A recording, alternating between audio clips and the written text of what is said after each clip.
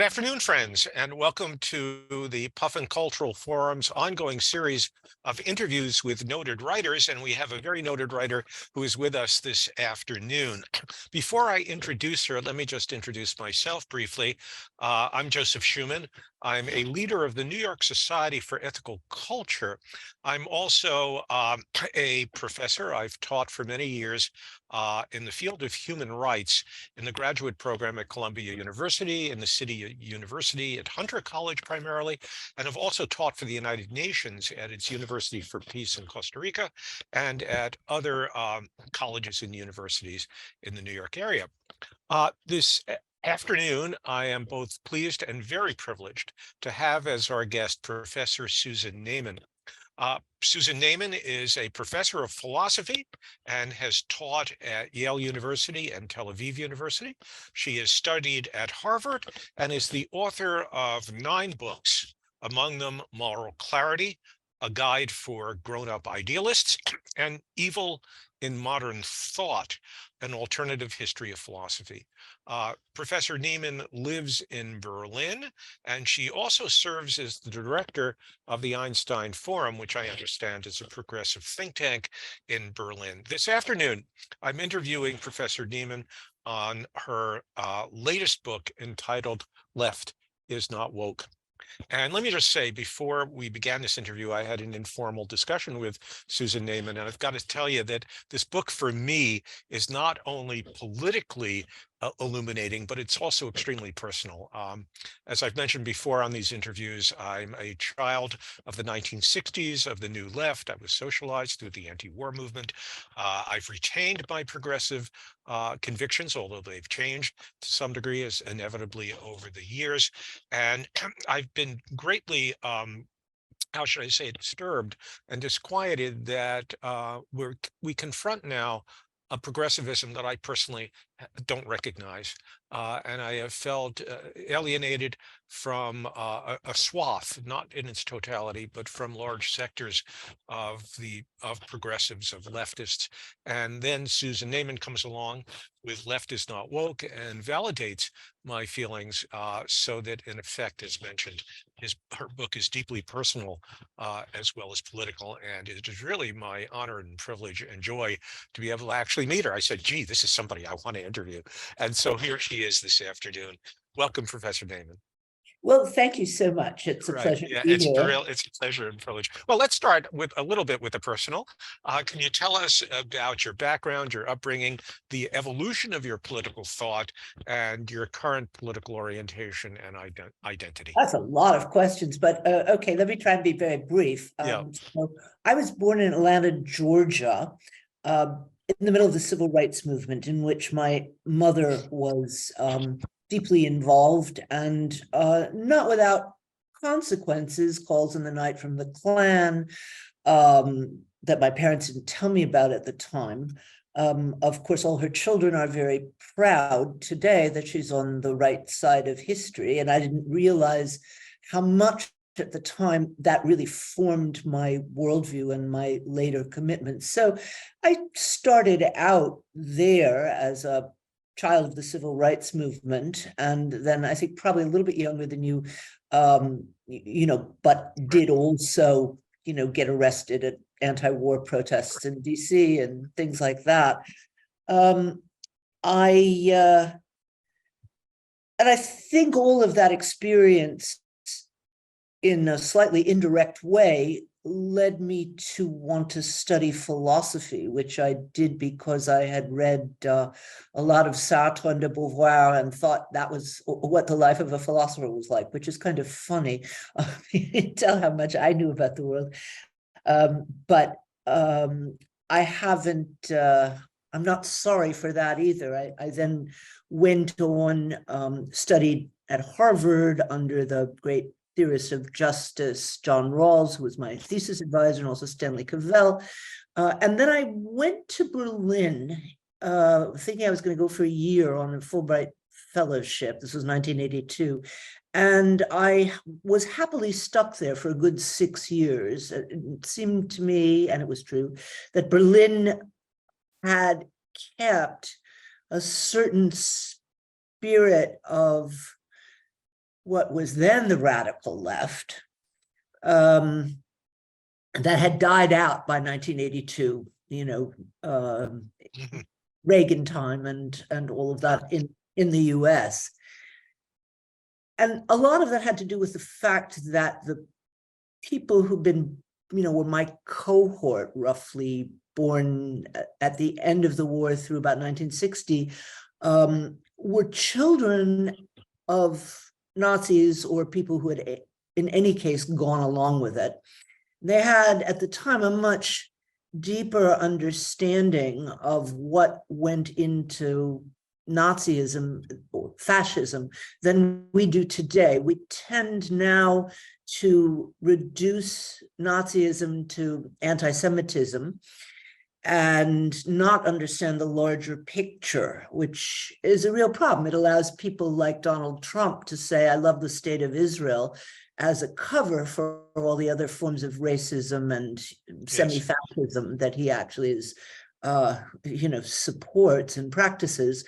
And this is a worldwide phenomenon, by the way, but maybe we'll leave that for a time. I also had a chance to see quite a lot of what state socialism looked like in East Germany. There was a wall at the time, but certainly if you had an American passport and a bit of extra money, it was easy to take the subway to behind the Iron Curtain, which I Oh, did. I did once drive from West Germany to East Germany and then to East Berlin, and it was a bit of a creepy experience, I must say.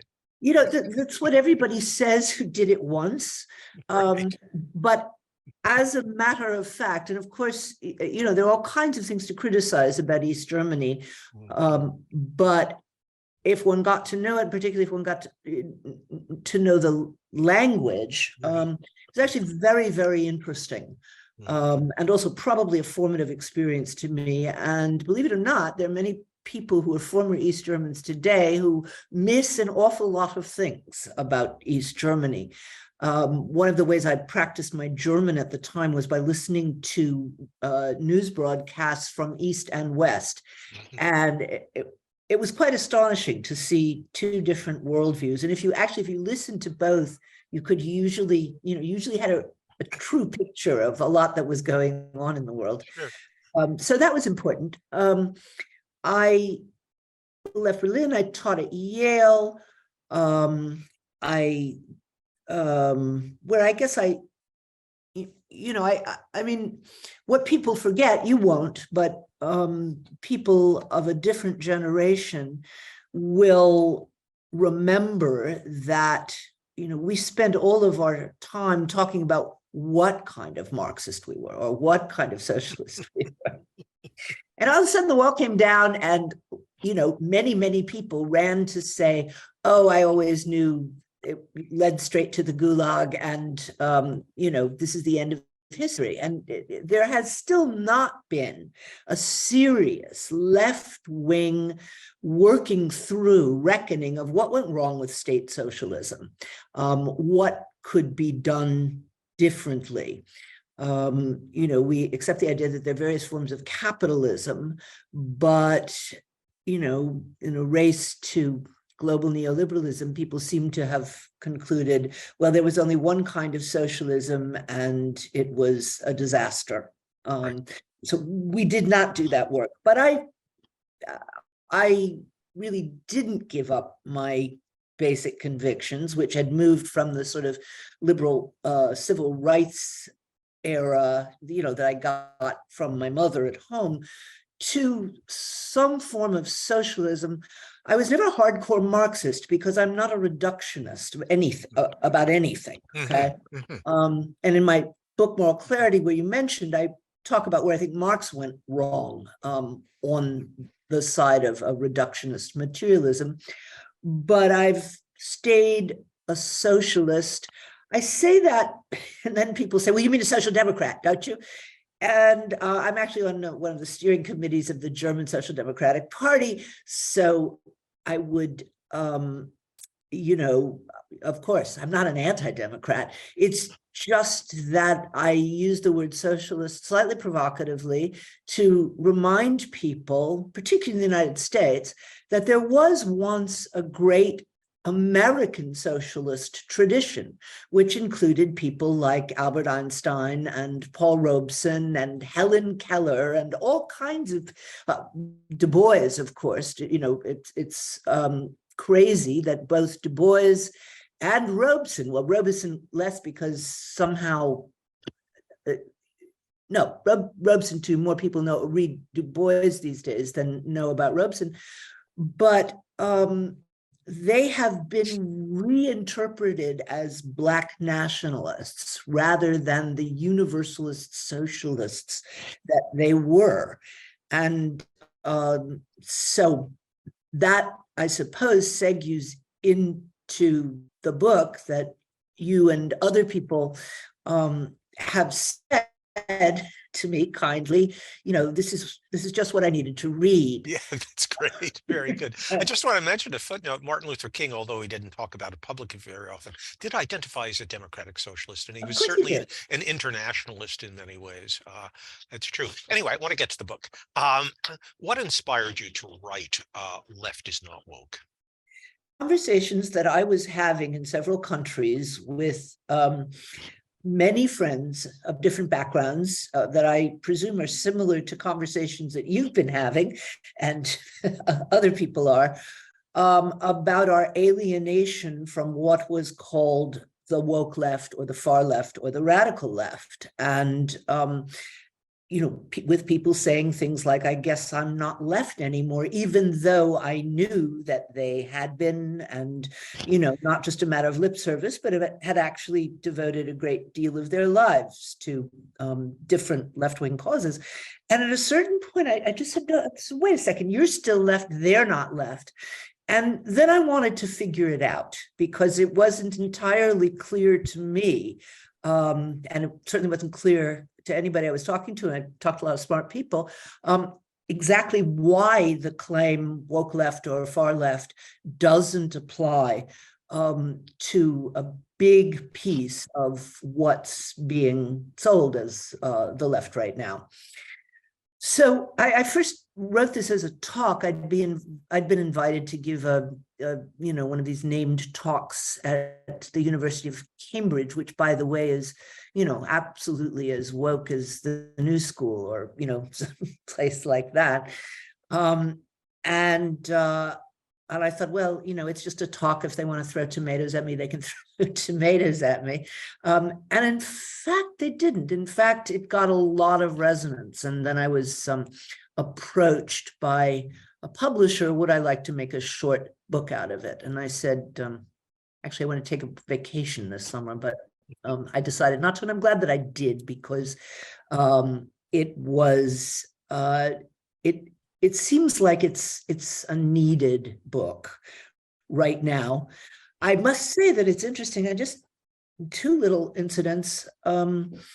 One is I saw a review today. I don't even know the online publication, but I saw a review saying this is a brave book, and she couldn't have written it if she were teaching in the US today. It's a good thing she's safe in Germany. I'm not sure that that's true, but it's disturbing enough. The second thing is I was talking to a friend the other night who also loves the book. In fact, it was somebody who did a book talk with me when I was in the States in March. And he said, well, of course it's not. The Times won't review it. And I said, I don't get it. The Times has reviewed all the last 4 of my books, and in pretty prominent ways. And he said, they're not going to touch it. It's just, things are not getting better. So I don't know, maybe they will, maybe they won't, but yeah. We're not living in great times. And as I say in the book, I think the real danger that we're living with is the rise of fascism. And it gets, I think people beat around the bush when they talk about populism or authoritarianism.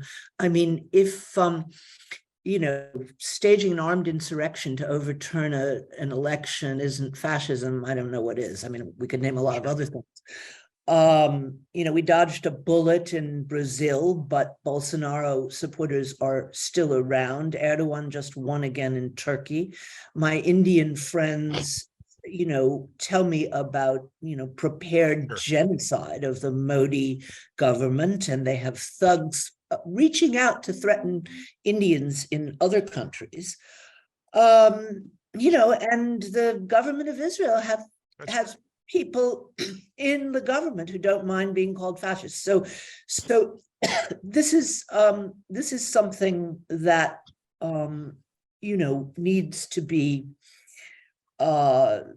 We need all the united fronts we can possibly put together. But what's called the far left is doing more damage, preventing any real kind of united front on the liberal left. Yes. Well, I wanted to pick up on that just briefly and then move into the content of your critique. I have a very good friend who read my review on Substack of your book that was very favorable, and he agreed with it. Glad that I wrote it. He's a news junkie. He's progressive, but he was concerned. He said, given everything that you're saying is certainly true, and we agree that the threats and menace from the right are gargantuan. I mean, democracy is on a precipice. We could lose it. Okay. And it's global, and it's certainly very American when you look at tens of millions of Republicans who still believe that Donald Trump should be president and are his acolytes and so on and so forth. It's a very, very frightening situation. My friend's critique was, isn't it diversionary to be chewing out sectors of the left when indeed the real overwhelming dangers are coming from the right? So he felt that as much as he agreed with you, nevertheless, given the context, that your preoccupation with the woke left basically is diversionary, and in that sense is not well placed. Let's put it that way. I mean, how do you respond to that critique? The same way that I responded to some of my friends who told me, I see your arguments and they make sense, but please don't put woke in the title, because you will be instrumentalized by the right if you do that.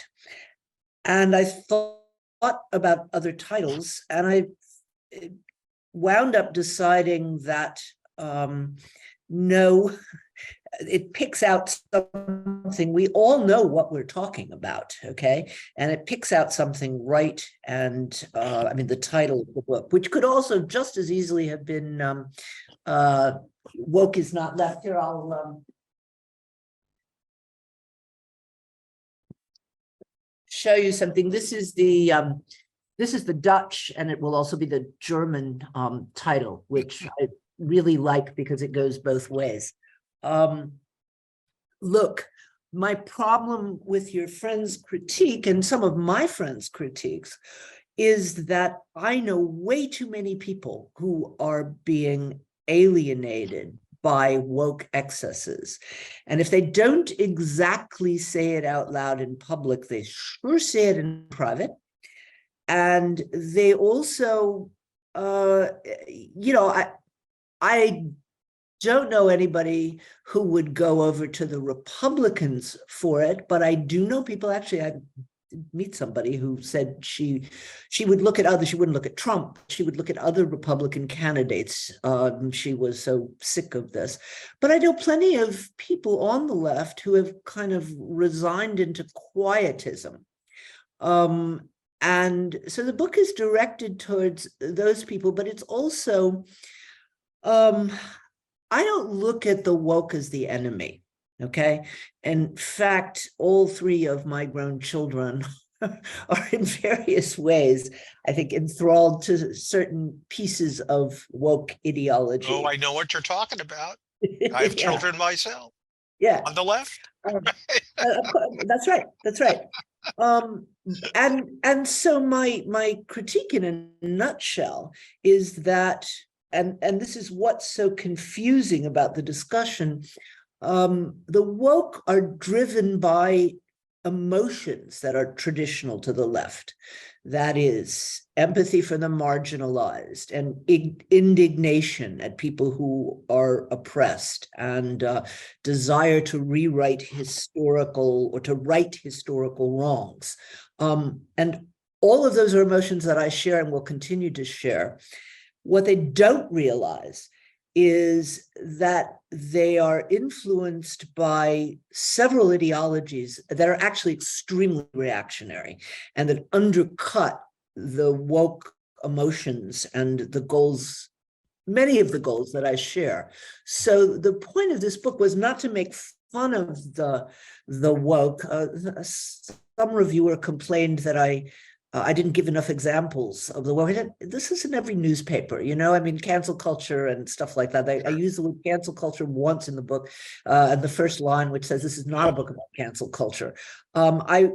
Because I am a trained philosopher, I really wanted to look at the ideas that are driving the woke in the wrong direction. Right. Okay, let's look at those and get into the content of the book.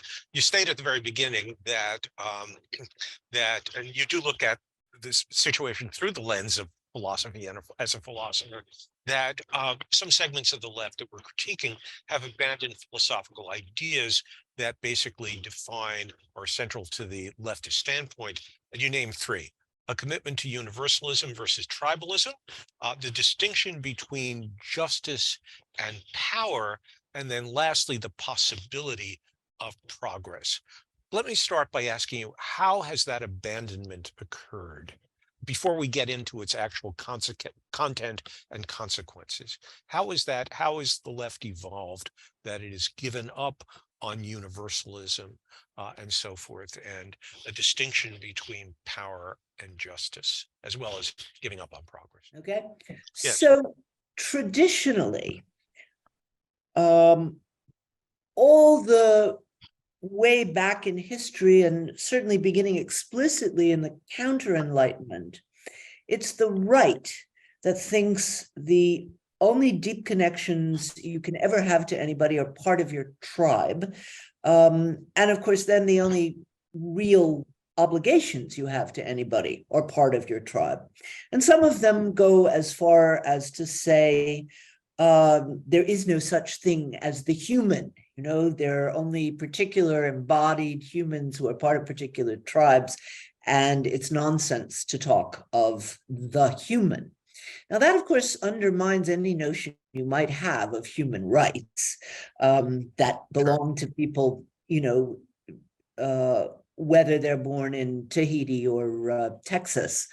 And the left's view was always the circle of the human encompasses the entire world. And that's why we care, about struggles of people in Iran or in Russia. There are dissidents in Russia. I have a hard time expressing it. Or historically, striking miners or freedom fighters in South Africa. That's who we are. We are people who make connections and feel obligations across the globe, okay? And as anybody who has been following the woke will be aware, this has been entirely reversed. And people are primarily identified tribally. And they're identified on two matrices, and one is race and the other is gender. Now, it's interesting because those are the two identities that we can generally do the least about. The gender discussion isn't coherent about this, by the way, but that's another story that I'll leave perhaps for later. You think about it for 10 minutes and you realize each of us has a good 15 or 20 identities that are extremely important to us. Yes. Okay? But identity politics or the woke left has reduced all of those identities down to two essential ones. And they happen to be the ones over which we have the least control. Now, I had hoped when people began to talk about intersectionality that it would embody a recognition of how many different identities we have. But instead, it's focused on our most traumatic identities, or the identities that have the possibility of the most oppression, and it multiplies that oppression.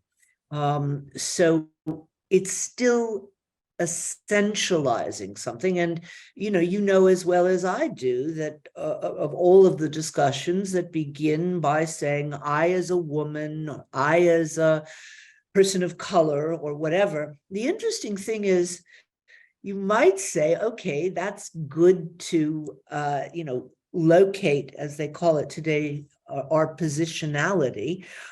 Used to be called ad hominem.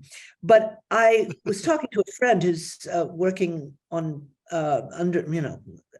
criticizing post-colonial studies, and we realized it's actually a declaration of position that's really no better than or worse than the Pope speaking ex cathedra, or a king, in pre-Enlightenment days saying, it's true because I say so. you know, um, Rather than, believing one has to give reasoned arguments for a position. If you state your tribe, that is meant to serve as a source of authority. And I don't think it does. Right. Well, it also, of course, it creates tremendous division in society. It's become reified into ideologies.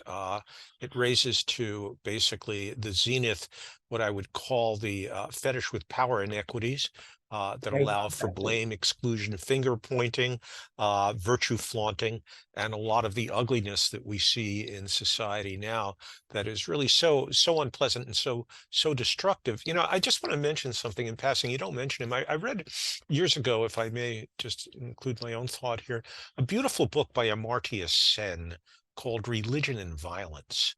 And it I read starts that. off, have you read it? Yeah, I thought, Not that one. I know a oh, march, and I yeah, read I think several it's just books. absolutely marvelous. And he starts off by saying that as a child in pre-partition India, he had witnessed the murder of a Muslim by a Hindu mob.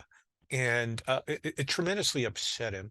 And the book is really based on the notion that looking at that, and this book goes back several decades, looking at the animosity and the xenophobia between different religious groups or ethnic groups, he basically states what you're saying is that we are the products of multiple identities. We carry within us multiple identities, and we have to some degree, a little bit, we can play some up and play some down depending on the context. But the fact that we have these identities, he thought should leaven a sense of xenophobia, that we should be able to see in the other parts of ourselves, and basically should be a vehicle towards greater social harmony and getting along with each other, rather than if we see each other in a binary way, I'm this and not that, I am here and you're the other, and so on and so forth. We create thick walls between ourselves that enables xenophobia and ultimately violence and so on to flourish. It was a beautiful insight that if people were reflective on who they really were and took that seriously, and if we carry was it Wordsworth? I mean, not Words, Walt Whitman. Whitman, who said, I am multitudes, right? If you can appreciate that and sort of put that out into the political arena, we might have a nicer and much more harmonious world than the type of reductionism to tribalism, right? And just binaries that enable this type of hatred, self-righteousness, condemnation, everything else that follows from it. Just a thought. Right. Yeah, I agree. And there's another good book by Kwame Anthony Appiah, The Lies That Bind, in Right. which he also takes down many of these things. And it's interesting to note, people often assume that people of color are, monolithic. And I mean, those are two highly decorated intellectuals of color from different parts of Yeah, the well, I world. got to tell you, I got to interject. When I was working on my doctorate at Columbia in religion, my mentor was Cornell West, and I know Brother you know Cornell. Cornell. Yes, brother Cornell, and he basically said, I remember him saying, and I thought this was profound. Cornell's very much a race man, right? But he's as comfortable talking to Italian communists as he is to, anybody else. And I remember Cornell saying that every culture is a product of radical hybridity. And I think that's a brilliant insight. There are no Absolutely. monolithic cultures. There are subcultures within every culture. And all you have to do is, from the outside, they may look monolithic. You go into them and you find people are at each other's throats. I mean, the diversity is tremendous. So I think that gives the lie to this tribalistic reductionism, right? That sees people from the point of view merely of their gender, or in this case, their racial identities. It's a Yeah. reductionism that I think is just not true to empirical fact.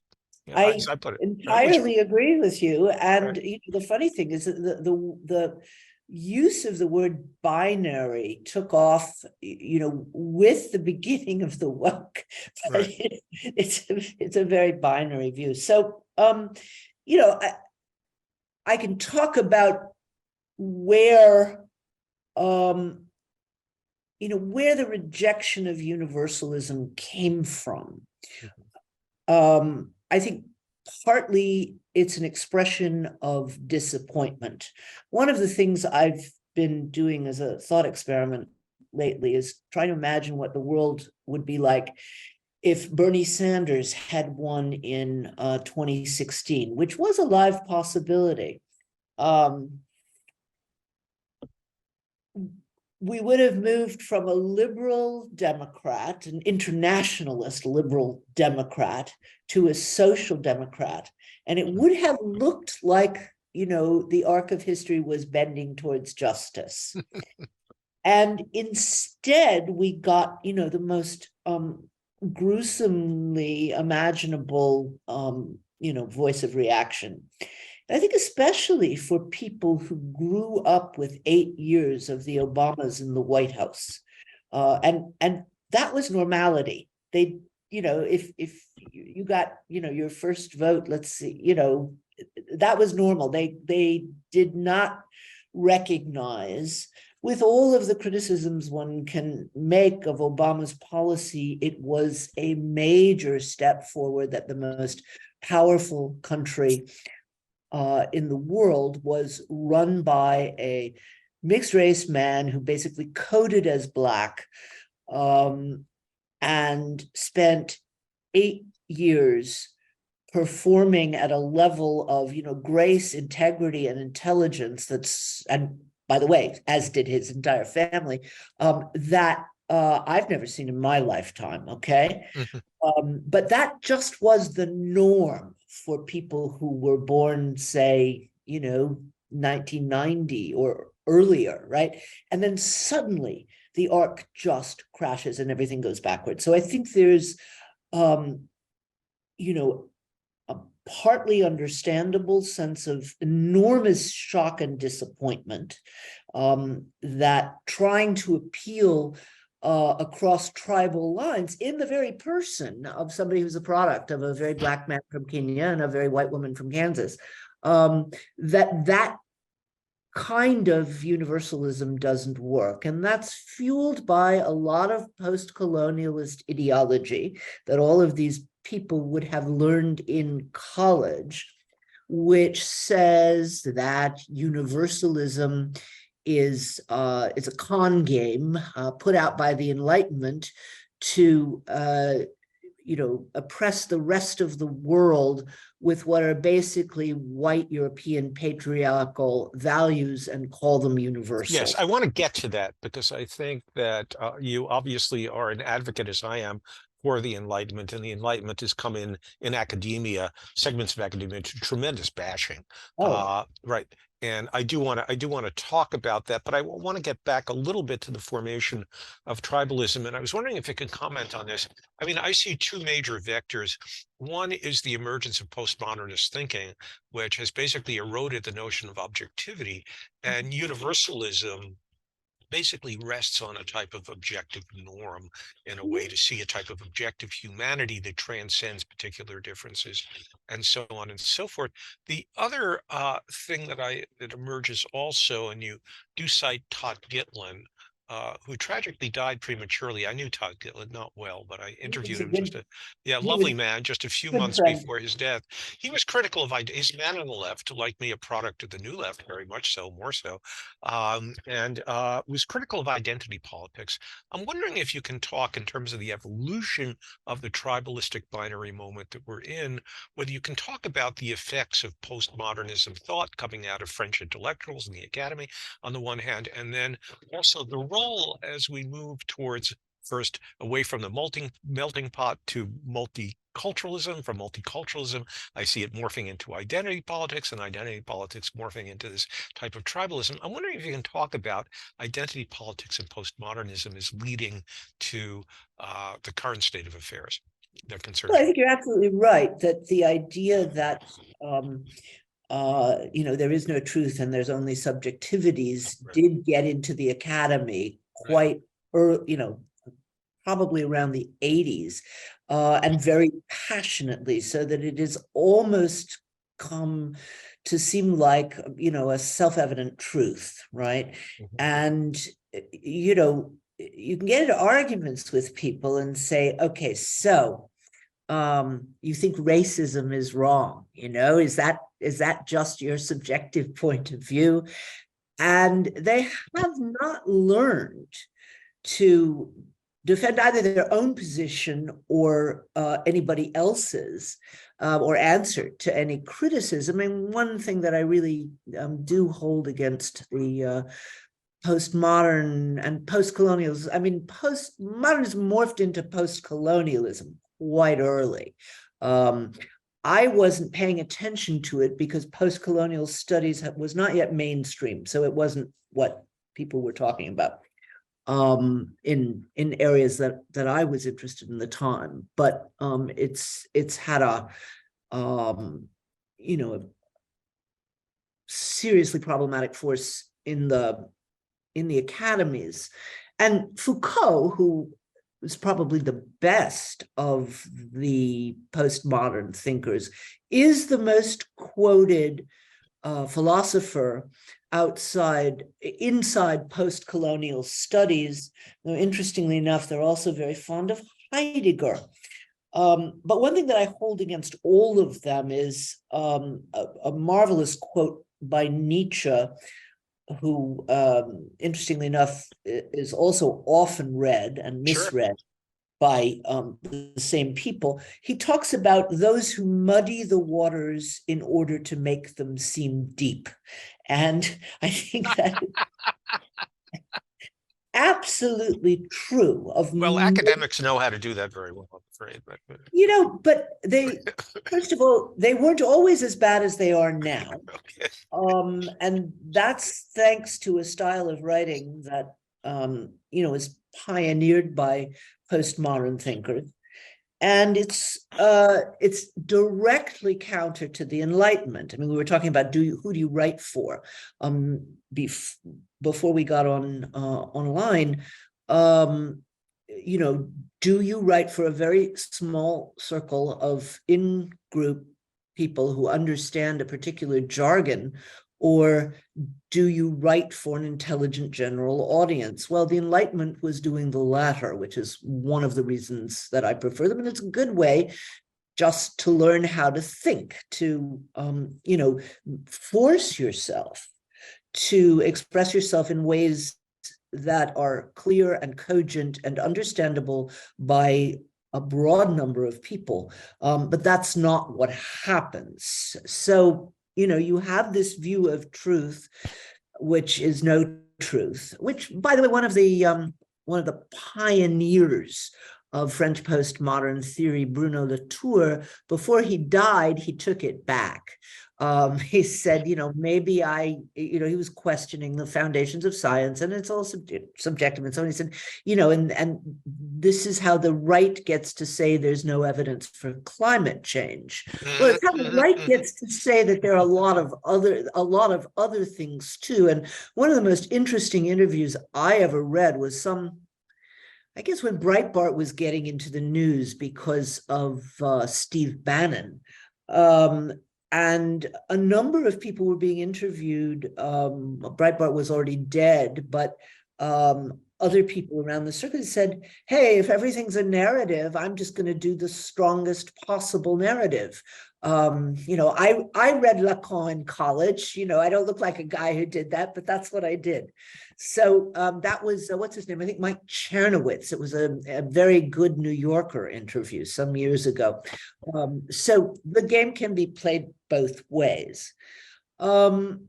Foucault, of course, thinks that the human is a constructed category. So it's not only do we not have a sense of universalism among human beings, but he thinks the category was constructed in the 18th century. Now, in a certain sense, I think he's right, okay? That is, it was an achievement to abstract between people who belong to different tribes and look differently from you and, speak different languages and all of that stuff. It was an achievement to abstract from all of those differences and say, yes, but we're also human beings in these ways, with these and these needs and, desires and rights and all kinds of things, all right? So there's a sense in which it's constructed because it's not an empirical category. It's a normative one. It's a value to say this is human, but that's an extra argument that at least I haven't seen any Foucaultian make, though I do make it in the book. So let's see, how do we get to post-colonialism? It's quite tricky because, of course, as Europeans become more and more aware of how rapacious and bloodthirsty the colonization of, different parts of the world were, it's natural, I think, to become an anti-colonialist. But the first anti-colonialists were all universalists. And even Frantz Fanon, one of the most, cited heroes of post-colonial theory, he wrote very universalist books, okay? The Wretched of the Earth is, where does the title come from? It comes from Marx, of course, for anybody who's listening and get the reference. But Fanon today gets read as a Black nationalist. Although I've been told in Algeria he's read as an Algerian nationalist, and they don't even know that he came from Martinique. Now, the problem with post-colonial theories and their attack on the Enlightenment is you can argue that the Enlightenment was never completely fulfilled, and it wasn't, okay? But the only way to argue against colonialism, say, is to argue for more, not less enlightenment, more enlightenment. It needs to be extended. It needs to be made as genuinely universal as most of its founders wanted it to be, but didn't think far enough, okay? And let us remember what travel was like in those days, okay? How hard it was for people to actually, see beyond their tribes in many places, not elsewhere. I want to explore one more. I want to make one more remark that I made this claim in the book, but I wish I'd thought of the analogy I thought of yesterday. So people who criticize the Enlightenment tend to confuse the Enlightenment with the conditions that the Enlightenment was fighting. So they confuse 18th century realities with the ideas with which the Enlightenment brought to bear on those conditions. The Enlightenment were all anti-colonialist, absolutely, very hard. And it occurred to me yesterday, and I wish I'd put it in the book, it's as if 200 years from now, people would look back and say, boy, they were all in favor of the war in Iraq back then. Well, it happened. as I'm sure you were on the street, I was on the street, we did all kinds of things, but we lost, okay? We lost that battle, but it's not that we didn't try. And I think the fact that colonialism revved up after the Enlightenment, despite their critiques, is, just an expression of that. The left does lose, unfortunately. Otherwise, we'd be in a different place. We don't always lose. We make some progress, but it's a confusion that often gets Right. made. I want to elaborate on that because you say some very interesting things about the Enlightenment and how they basically developed their discourse in terms of taking the fictionalized perspective of the other in order to critique the excesses of their own Christian European culture. I want to get to that in a minute because that really is an eye-opener. But I want to ratchet back a little bit to the basically the excesses of tribalism.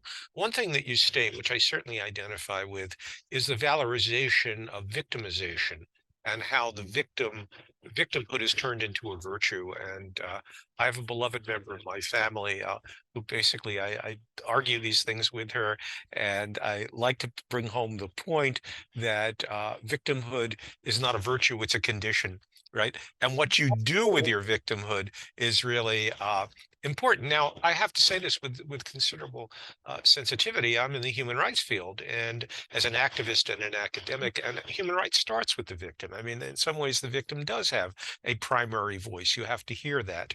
But there's a problem when victimhood is turned into a tool for political leverage and basically is exploited for political gain. I'm wondering if you can talk a little bit. You have some beautiful paragraphs on, from my point of view, that really spoke to me on how the whole I don't want to use the word fetish, but the preoccupation with victims. Fetish In is fact, right. okay, fetish is right. On the left has been basically transmogrified into a way in which it should not be. That you state beautifully that generally we should valorize what we do to the world, not what the world does to us. And yet, So what the world does to us has become basically a lever of political power and status and authority and all kinds of things that really are pumped into the status of a victim that don't belong there. I'm wondering if you can talk a little bit more about that. Well, I could talk a lot more about this because it's actually the subject of my next book. Oh, it is. Well, I'm sorry we don't have 10 hours because I could go on all day with this Well, discussion. we should maybe meet and talk because this was a book that I was working on, interrupted in order to write Okay. this Yeah. shorter book. It's called, at least tentatively, it's called Heroism for an Age of Victimhood. Because I really do think we need to bring back the sense of agency. First of all, I don't think we should look for superheroes. I'm not looking for superheroes or saints. I'm trying to figure out what a genuine hero is and how one can, one can give reasons, if not a set of necessary and sufficient conditions, for why this person is a hero rather than not. But it is really surprising because it's been a huge historical shift.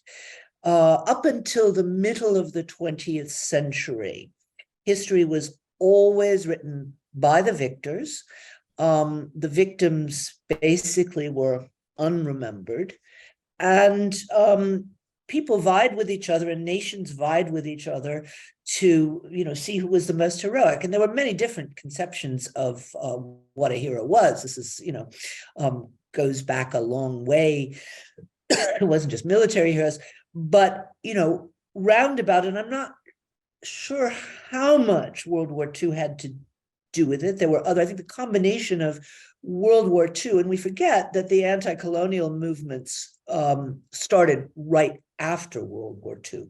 So the combination of those events and people realizing how many voices of victims had been lost led to a progressive move at the time, which is let us hear their voices, let us hear their stories. But it's one of my very favorite writers, Jean Amery, who as a Jew and a resistance fighter was in Auschwitz for 2 years.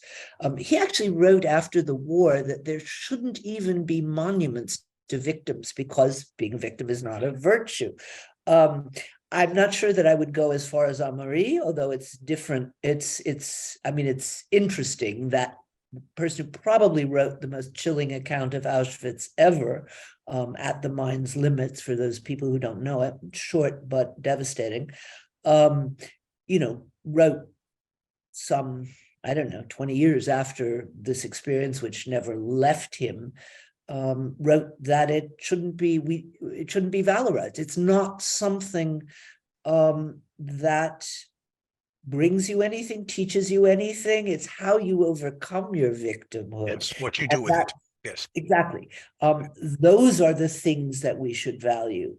And, I see this whole tendency as an instance of a good thing gone haywire, and just missing this very basic point that,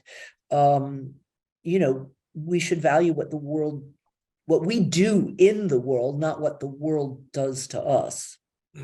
Very good. I want to get back to the Enlightenment and some of the points that you make. It seems to me, again, the Enlightenment has come into very fierce criticism.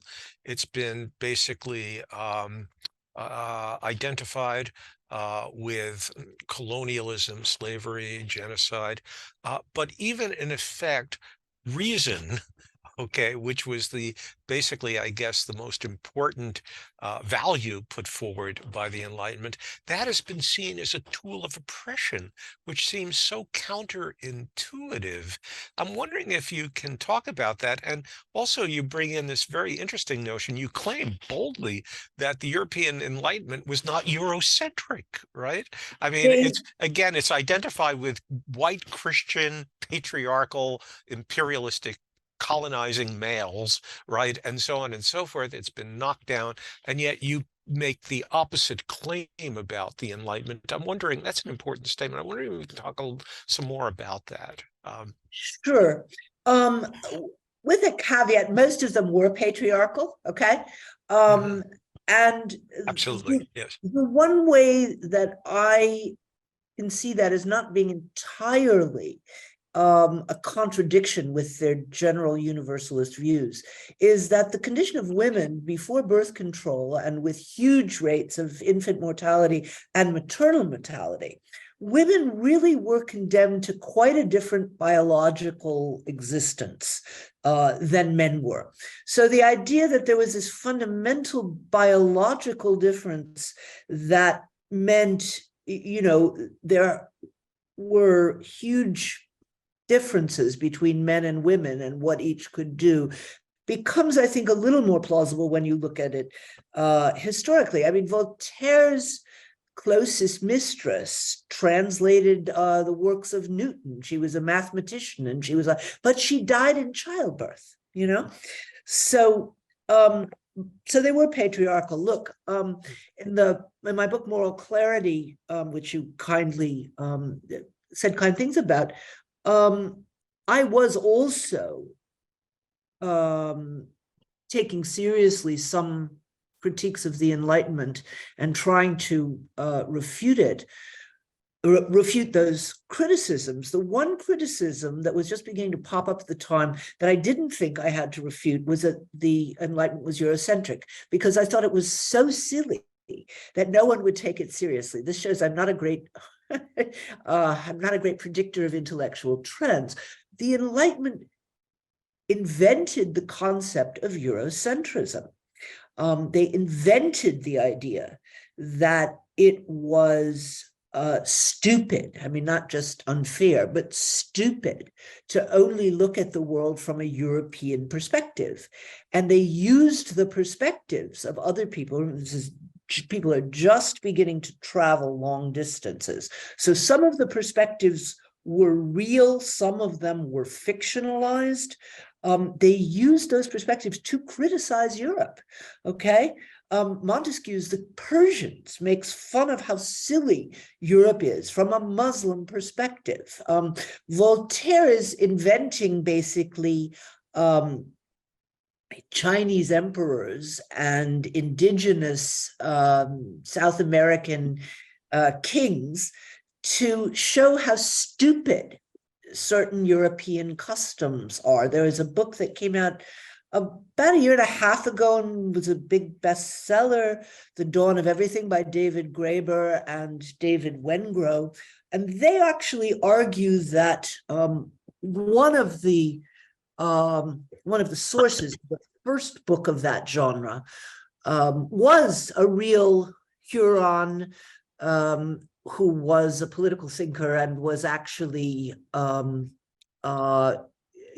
criticizing very sophisticated ways, private property, patriarchal societies. Now, it's not clear to what extent there were people from other countries. There was some mixing, there was some understanding that other cultures do things differently, and gosh, maybe it's better.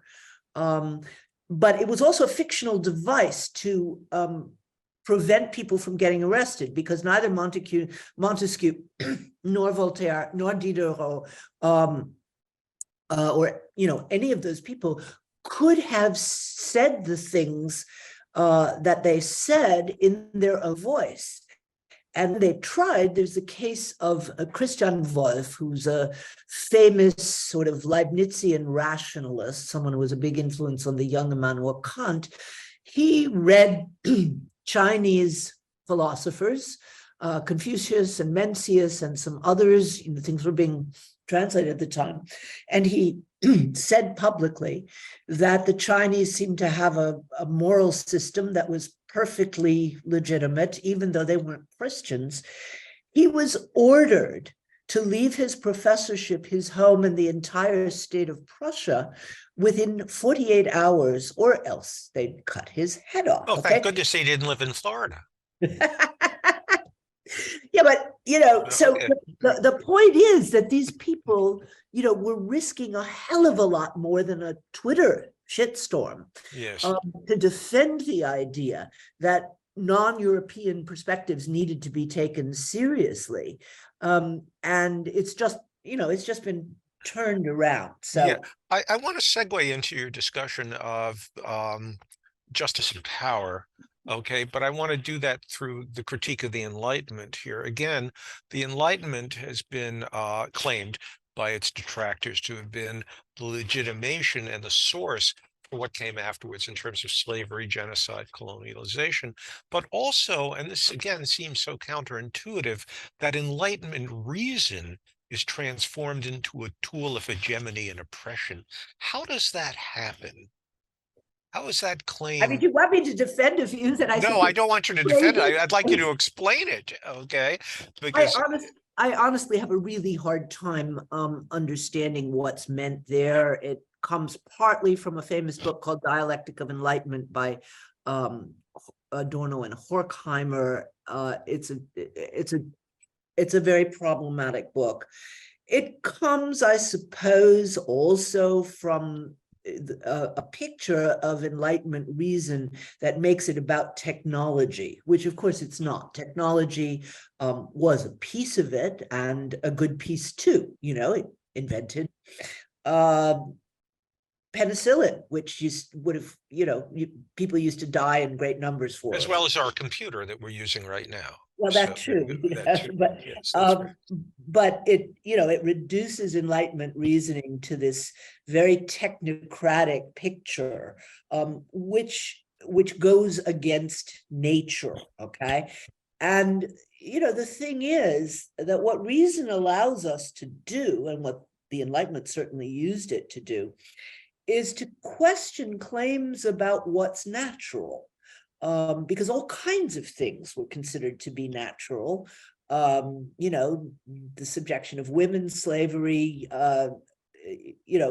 colonialism, most forms of illness. In the middle of the 19th century, which is considerably after the Enlightenment, middle of the 19th century, you had English priests arguing that there should be nothing done about the Irish famine because it was God's will. Okay, so reason allows you to say, wait, is this really natural, or are they telling me something is part of the way the world is, when actually the world could be changed?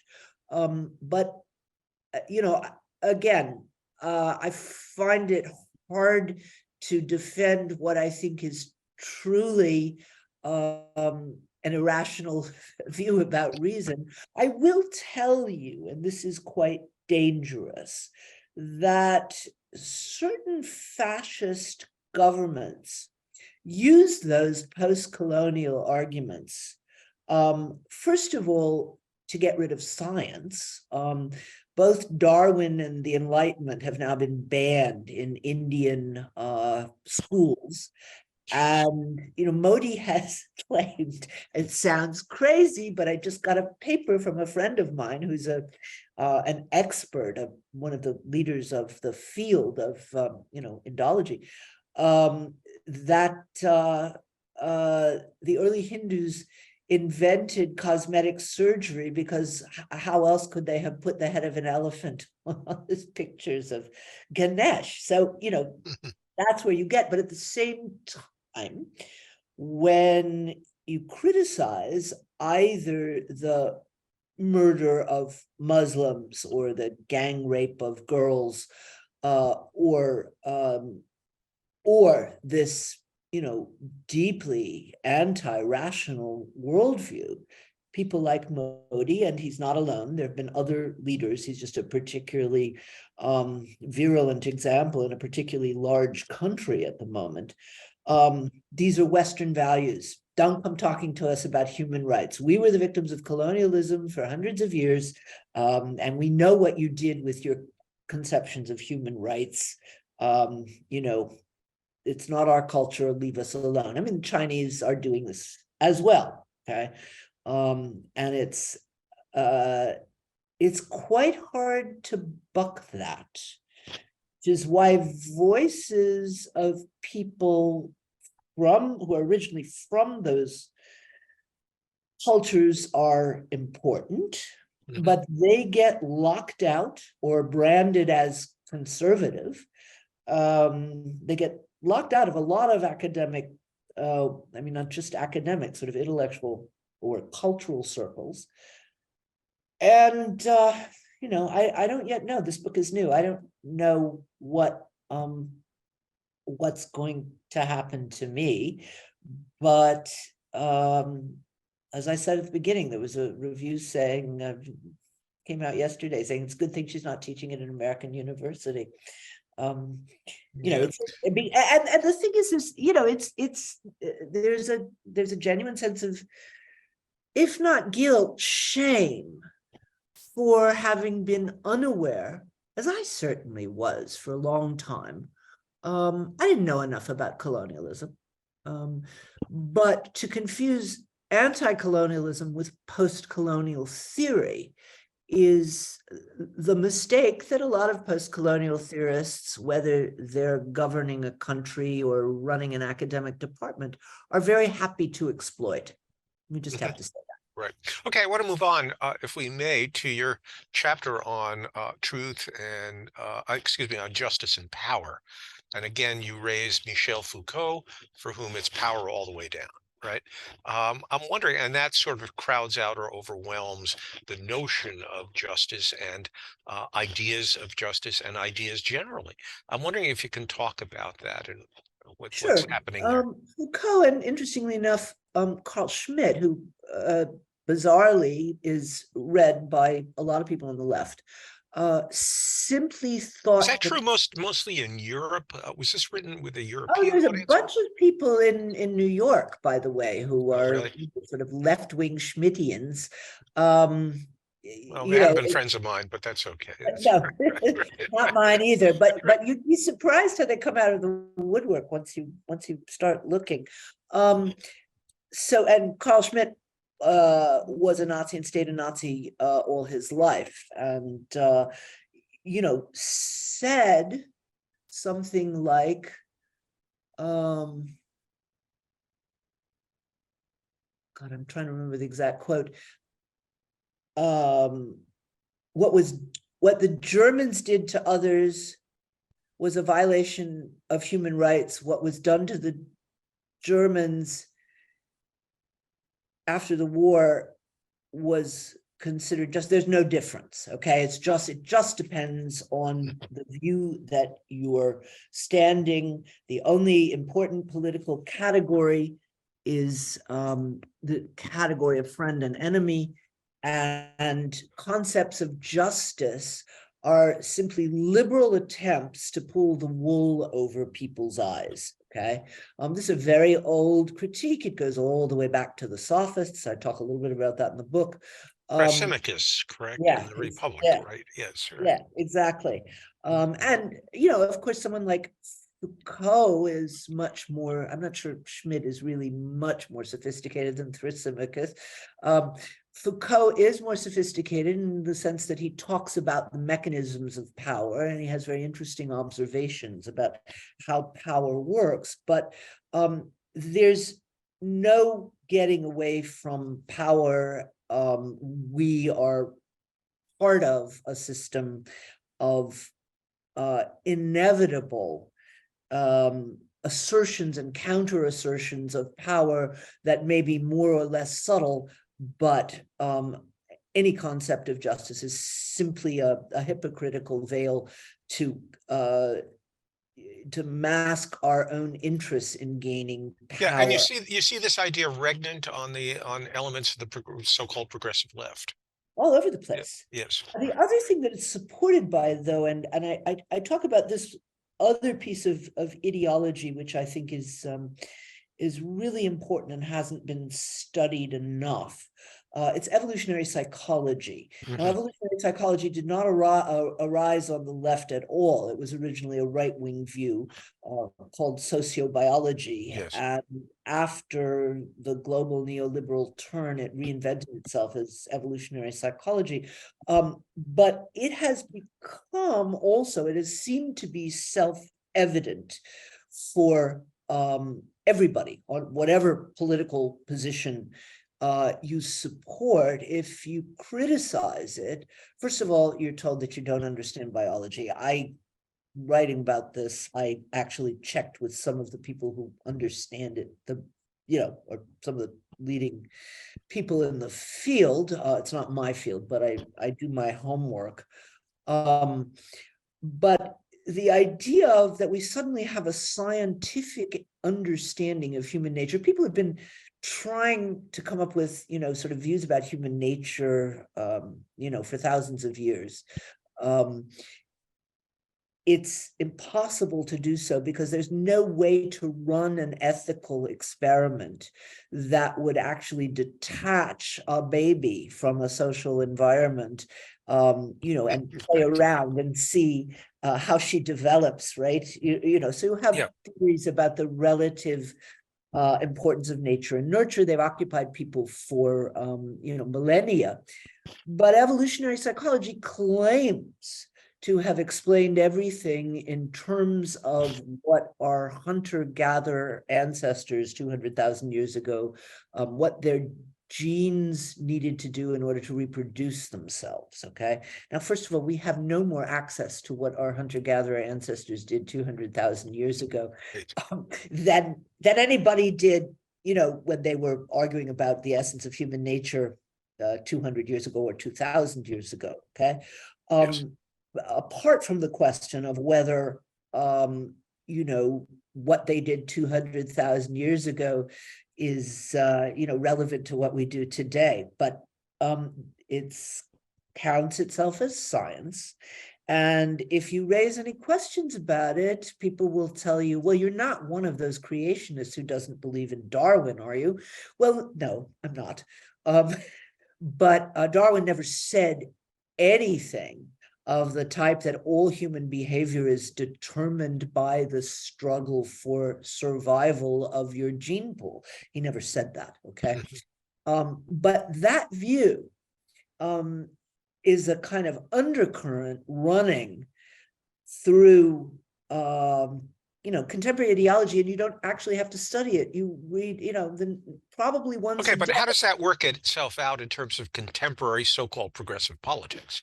because probably once a day, the New York Times explains some bit of behavior, some event, by saying this is what our hunter-gatherer ancestors, like our hunter-gatherer ancestors, this is why this happened. So that's the sort of backbeat. Yeah, but what are we saying here? That type of biologically endowed behavior veers towards the aggressive, towards the self-interested, the So selfish. I mean, is yeah, that yeah. I mean, Richard Dawkins' famous book, which started a lot of this, is called The Selfish Gene.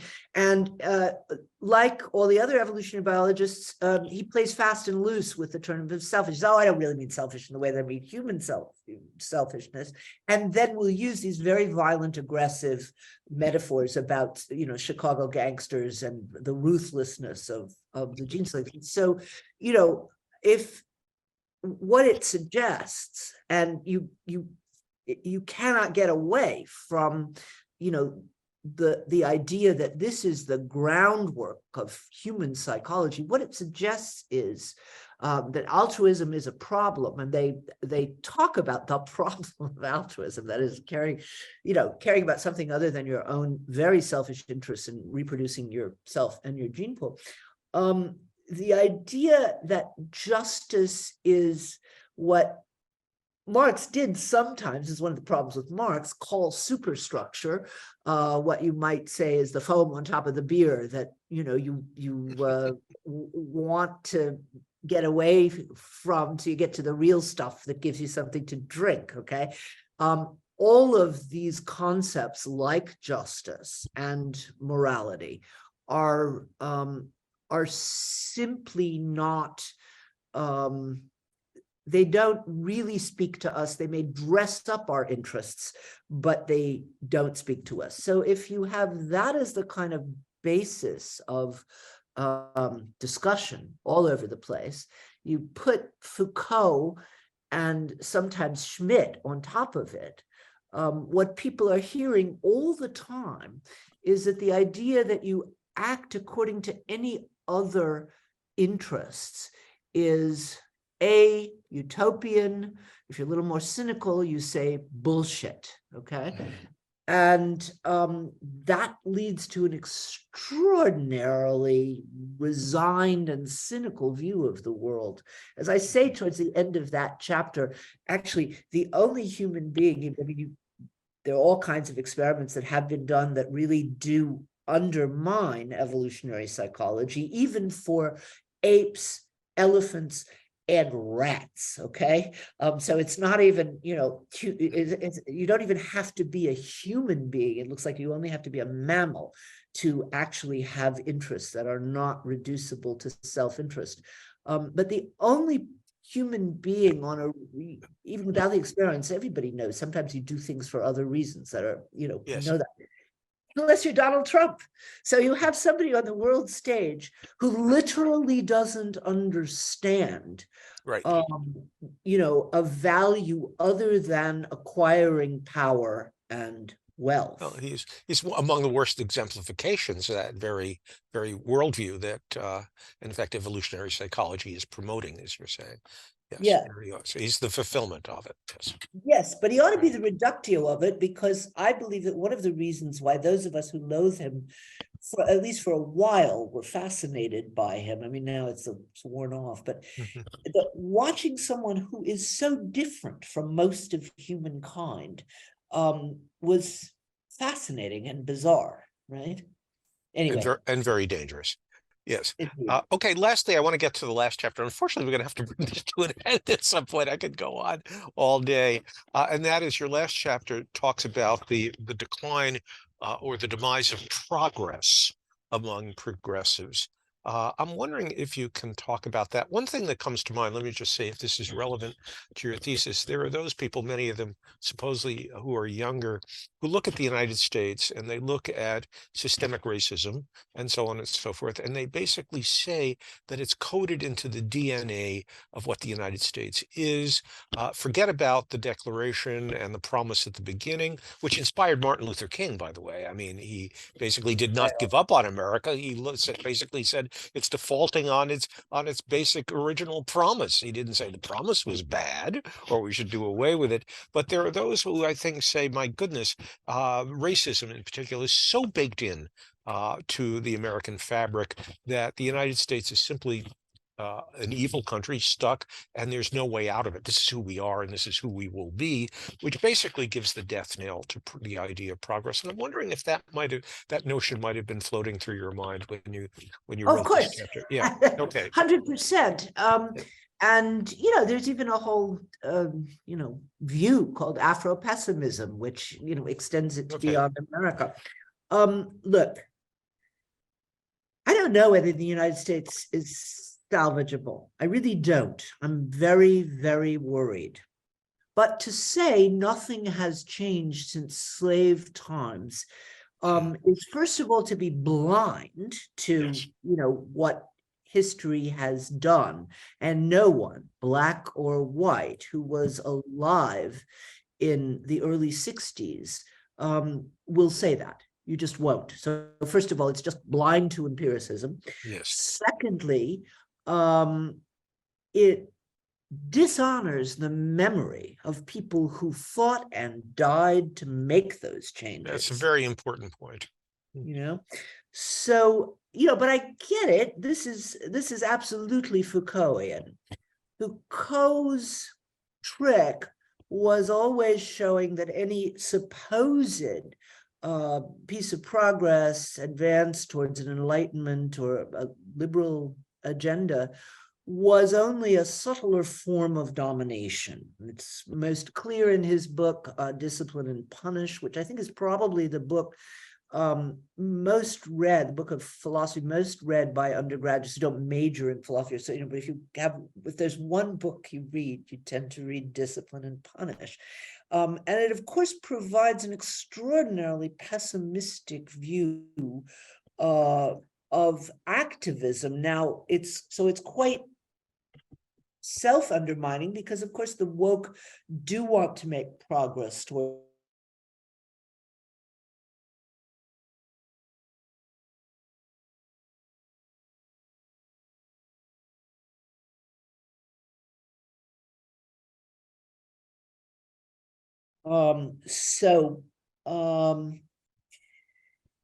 yeah, I was thinking about those views, and I've heard them from people I love. What interests me, my publisher said it sounds like there's another book in there, and there probably is, but I'm not quite sure when. But I need to do it, I think, unless somebody else wants to take it up. So we've been talking about historical reckoning in the United States, and it's actually something that my last book championed very explicitly. It's called Learning from the Germans. Book did very well. I'm still getting requests to talk about it, still getting translated into different countries. But I have come, it was something that I was calling for at a certain point. And I've come to realize that what has been happening in America in the last 4 years, I'd say, is a racial reckoning and an utter absence of a political reckoning. We know almost nothing about the history of the left in the United States, the ways in which McCarthyism suppressed that. And without a much more general political reckoning of what happened in the United States, I don't think we're going to make any progress. We're going to,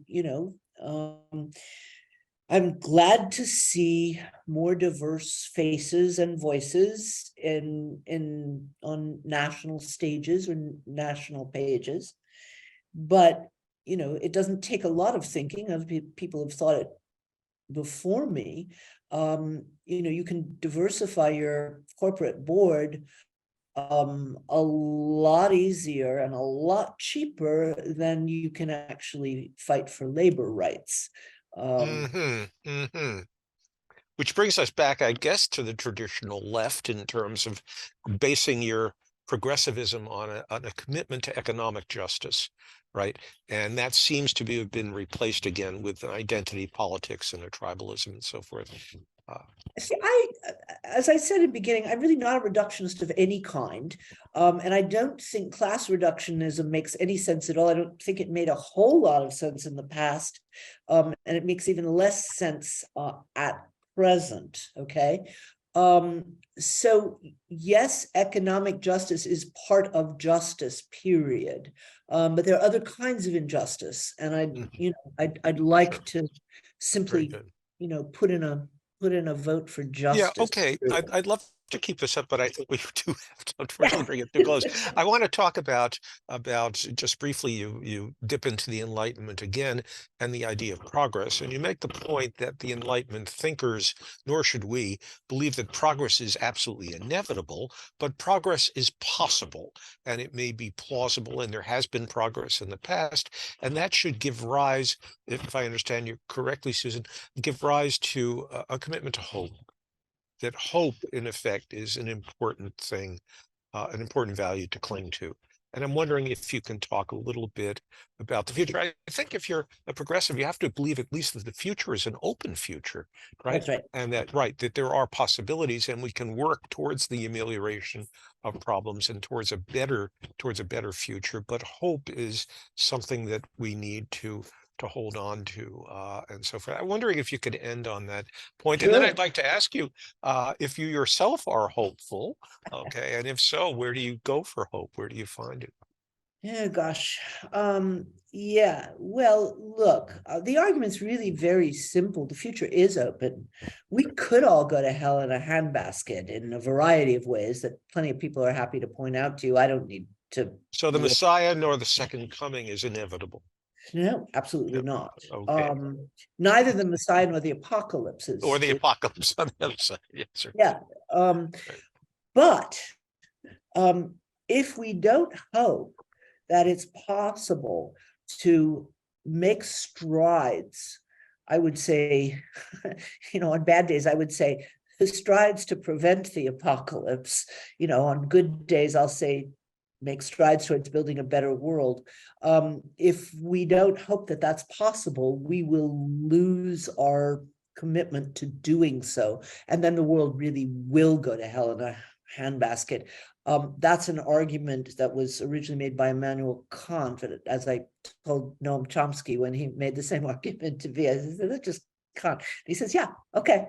And that's why hope is different from optimism. Optimism is a claim about how the world is really going to be, and we don't know how the world is really going to be.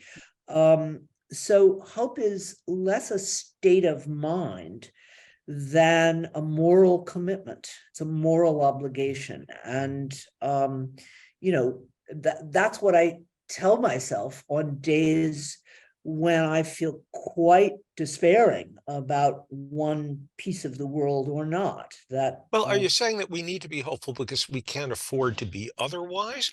Or do you make a slightly stronger claim and say that there are some empirical bases for hope? Oh, sure. There are empirical bases for hope, Okay. and I have seen them in my own lifetime. The difference in the status of people of color and of women is Absolutely. Yes. so changed from when I was growing up as a girl, that Recognizing we still have a long way to go. we still have a long way to go. But how can we ever hope to move towards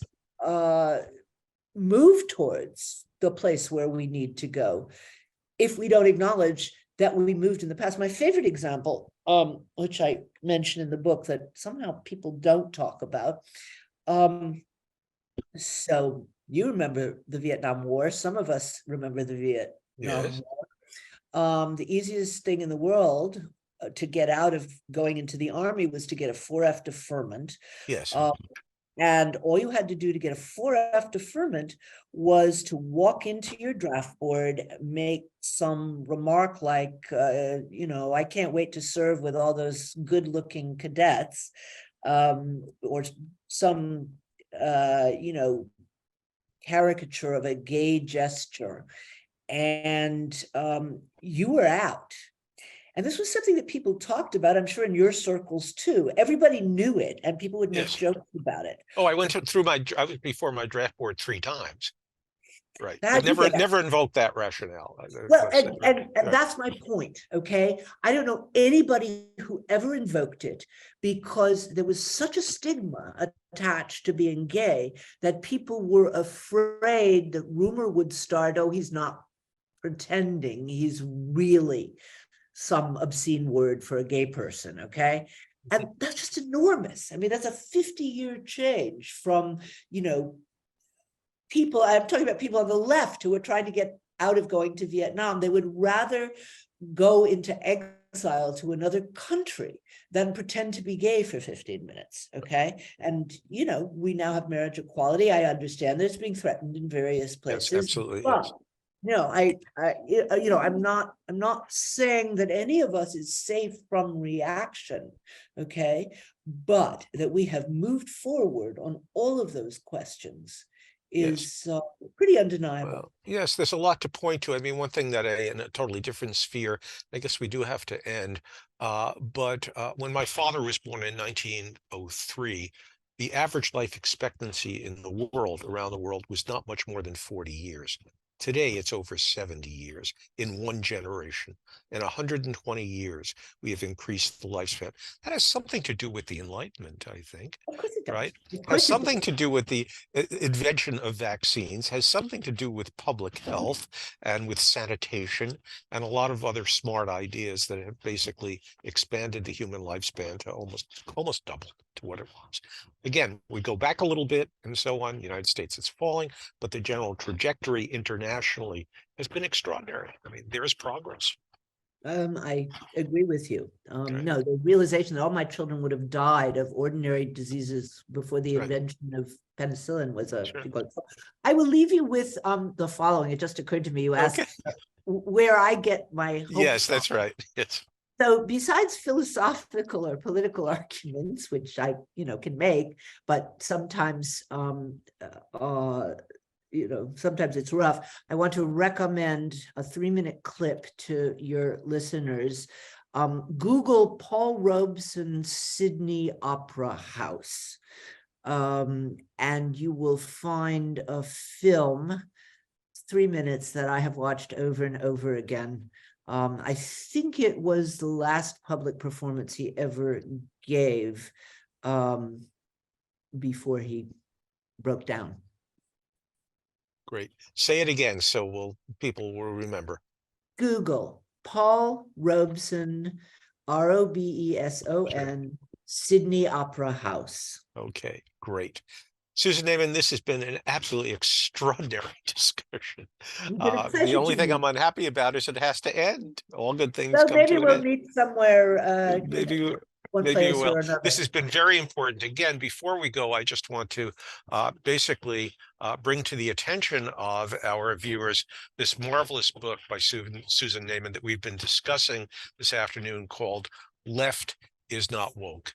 I very, very, very strongly recommend it. It's an absolutely important, superb piece of writing and thought. Susan Neiman, thank you so very much. It's been Thank marvelous. you, Joe. Okay, we'll get Very together again.